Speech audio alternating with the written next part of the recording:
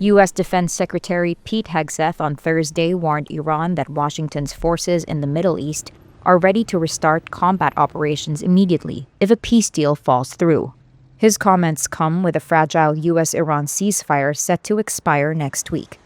A U.S. military blockade on Iran, which went into effect on Monday, has forced 14 ships to turn around.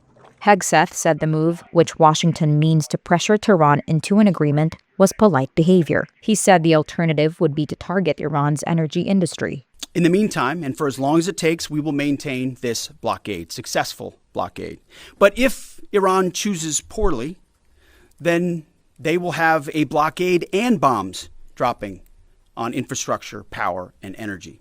And at the same time, Treasury Secretary Scott Bessent and our friends over at Treasury are launching Operation Economic Fury as well, maximizing economic pressure across the entirety of the government. General Dan Kane, chairman of the Joint Chiefs of Staff, reiterated that U.S. forces were ready to resume major combat operations at literally a moment's notice. He also cautioned against breaking Washington's blockade. Vessels will be boarded for interdiction and seizure transiting to or from Iranian ports.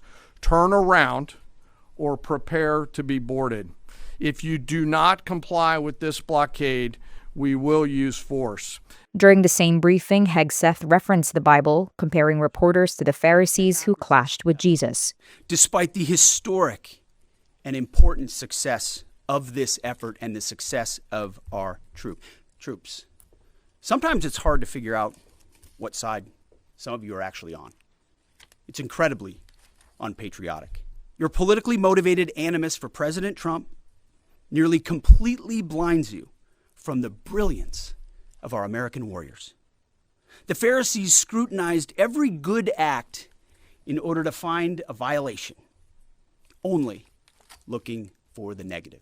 The defense secretary's remarks come amid an escalating feud between President Donald Trump and Pope Leo, a vocal critic of the war. The Trump administration expressed optimism on Wednesday about reaching a deal to end the war with Iran, which was launched by the U.S. and Israel on February 28.